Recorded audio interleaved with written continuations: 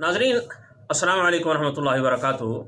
ये बड़ी परेशानी की बात होती है कि जब वालिदैन देखते हैं कि उनका बच्चा ये मट्टी खाने का आदी बन चुका है, या दीवारों से वो सीमेंट उखेड़ उखेड़ कर वो खाता रहता है, या फिर वो ज़ुबान से दीवारों को चाटता रहता है। और बाद मरतबा तो ये खामंद हजरात भी परेशान हो जाते हैं कि हमल के दौरान ना उनकी बीवी, उनकी अहलिया मोहतरमा, ये भी छुप छुप कर या तो कोयला खा रही होती है, या चूना चाट रही होती है, या गाची जिसे मुल्तानी मिट्टी कहते हैं वो खा रहे। बाज़ औरतें तो ये रुई और ठीकरियाँ वगैरह भी ये खाती रहती हैं, और उनका मुंह जो होता है ना इन चीज़ों से भरा होता है, जो खामद के लिए भी नफ़रत का बायस बनता है कि मुंह भरा और अजीब सी शक्ल बन जाती है। अगर ये ख़वातीन अपना चेहरा आईने के अंदर देख लें तो शायद वो खुद ही डर जाएँ कि ये चेहरा हमारा कैसा बन चुका है इन चीज़ों के खाने की वजह से। और फिर जब उन्हें कोई तकलीफ़ होती है इस दौरान, तो वो सारी जो तकलीफ़ें होती हैं ना, वो मट्टी चूने इन चीज़ों के ज़िम्मे लगा देती हैं कि ये चीज़ें खाई तो हमें तकलीफ़ होगी, या खामद कह देता है कि तुम ये खाती हो इसलिए ये तकलीफ़ होगी। या मालिज के पास जाते हैं इलाज करवाने के लिए, तो सबसे पहले यही बात बताई जाती है कि इसे जी गैर फितरी चीज़ें खाने की आदत पड़ चुकी है। और मालिज भी बेचारा परेशान हो जाता है कि मैं इसको कैसे रोकूँ, या इसका कैसे इलाज करूँ, ये आदत कैसे छुड़ाई जाए। तो पहली बात यह है कि अगर हम ये समझ लेना कि ये गैर फितरी चीज़ों की तलब हमारे अंदर क्यों पैदा होती है, तो इलाज भी आसान हो जाता है और ये आदत भी आसानी से छूट जाती है। क्योंकि इस मर्ज़ में सिर्फ हामला औरतें ही मुब्तला नहीं होती, बल्कि वो भी मुब्तला, नौजवान लोग जो होते हैं ना वो भी, और बाद मैंने बुज़ुर्गों को भी देखा है, बूढ़े बुज़ुर्ग होते हैं वो भी इसका शिकार हो जाते हैं। वो ऐसी चीज़ें, ख़राब चीज़ें वो खाते रहते हैं। तो ये क्यों होता है?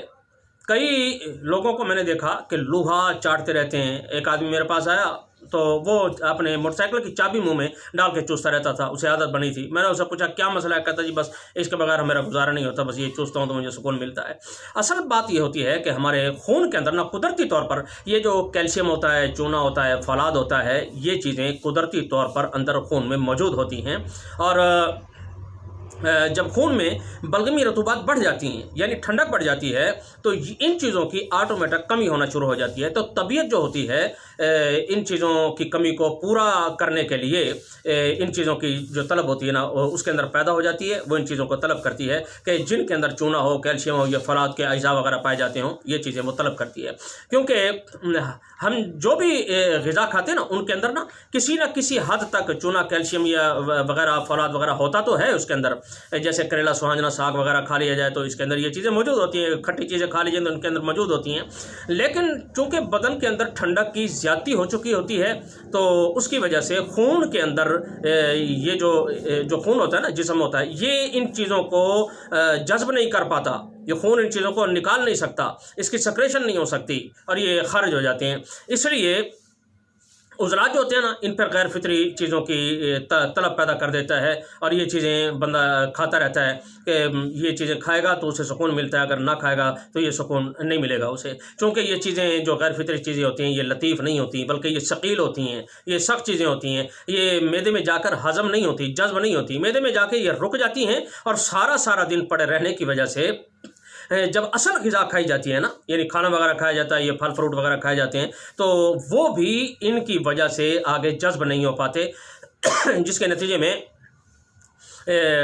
ये जो इंसान जो होता है ना ये कमज़ोर होता चला जाता है, और खून के अंदर जो है ना ये कमी हो जाती है। जल्द की जो रंगत होती है वो फीकी हो जाती है, चक्कर आते हैं, उसे सांस चढ़ने लगता है, फिर कब्ज़ की शिकायत भी वो बयान करता रहता है, मैदा भी उसका ख़राब हो जाता है।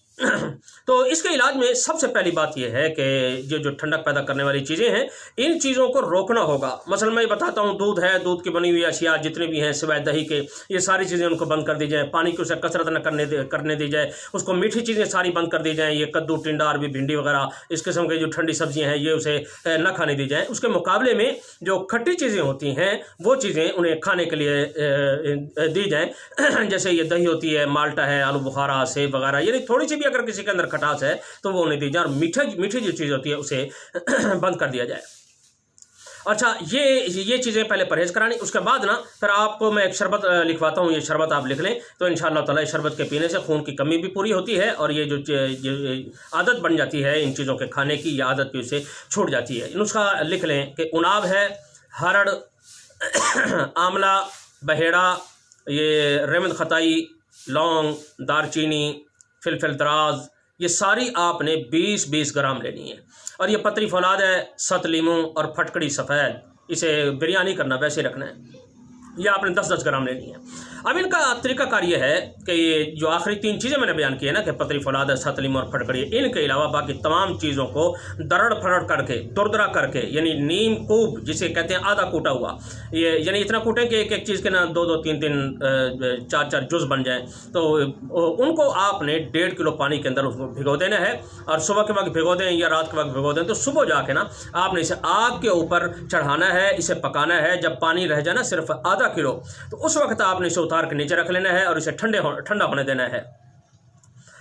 جب یہ ٹھنڈا ہو جائے تو اسے کسی باریک کپڑے سے اس کا جو پانی ہوتا ہے وہ چھان کے اس کے اندر آپ نے 3 پاؤ چینی ڈال دینی ہے. 3 پاؤ چینی ڈال کے آپ نے اسے پھر دوبارہ آگ پہ چڑھانا ہے، اسے شربت کی طرح اسے پکانا ہے. اور پکاتے ہوئے یہ خیال رکھیں کہ جب میل وغیرہ آئے تو اسے یہ چائے والا جو چھاننی ہوتا ہے نا، اسے آپ نے اتارتے رہنا ہے، صفائی کرتے رہنی ہے. جب یہ شربت بننے کے نزدیک آ جائے تو اس وقت آپ نے آخری جو 3 چیزیں ہیں، یہ ست لیمو ہے، پھٹکڑی ہے، اور جو دوسری چیز بتائی ہے پتری فولاد، اس کو آپ نے پیس کے نا اس کے اندر ملا دینا ہے اور اسے ہلانا ہے اور اسے حل کر لینا. یہ جلدی حل ہو جائیں گی. ایک بات یاد رکھ لیں کہ جب یہ آخری 3 چیزیں ڈالیں گے نا تو ایک مرتبہ پھر یہ میل وغیرہ اوپر آئے گی تو اس کو آپ نے نہیں اتارنا. یہ انہی چیزوں کی میل ہوگی جو چیزیں آپ یعنی پتری فولاد وغیرہ کی ہوگا جو اوپر آ جائے گا. آپ نے یہ نہیں اتارنا ہے، آپ نے اسے حل کرنے کی کوشش کرنی ہے، اسے ہلاتے رہنا ہے. وہ حل ہو جائے گا. جب شربت تیار ہو جائے اسے آپ نے نیچے اتار کے رکھ لینا ہے، بلکہ تھوڑے بعد نا وہ چمچ وغیرہ اس کے اندر آپ ہلاتے رہیں گے. پھر بھی اگر اوپر کوئی میل آ جائے تو ٹھنڈا ہونے کے بعد جو اوپر رہ گئی ہے میل اسی کے آپ اتار لیں. یہ شربت آپ کا تیار ہو گیا. یہ بہت آسان طریقہ ہے شربت تیار کرنے کا.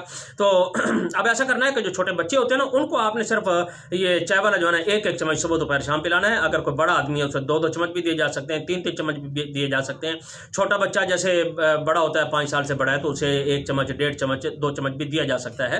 تو انشاءاللہ تعالی یہ چند دن ہی گزرتے ہیں کہ خون کی کمی بھی پوری ہو جاتی ہے اور اندر جو مٹی کھانے کی طلب ہوتی ہے وہ چونکہ یہ چیزیں پوری ہو جاتی ہیں تو یہ طلب بھی آٹومیٹک ختم ہو جاتی ہے. الحمدللہ بہت سے مریضوں کا میں نے اس طرح علاج کیا ہے اور یہ عادت ان کی چھوٹ گئی ہے. اللہ تعالی ہم سب کو صحت کاملہ عاجلہ مستقلہ مستمرہ عطا فرمائے اور تمام امت مسلمہ کو بھی عطا فرمائے. آخر دعوانا الحمدللہ رب العالمین. السلام علیکم ورحمۃ اللہ وبرکاتہ.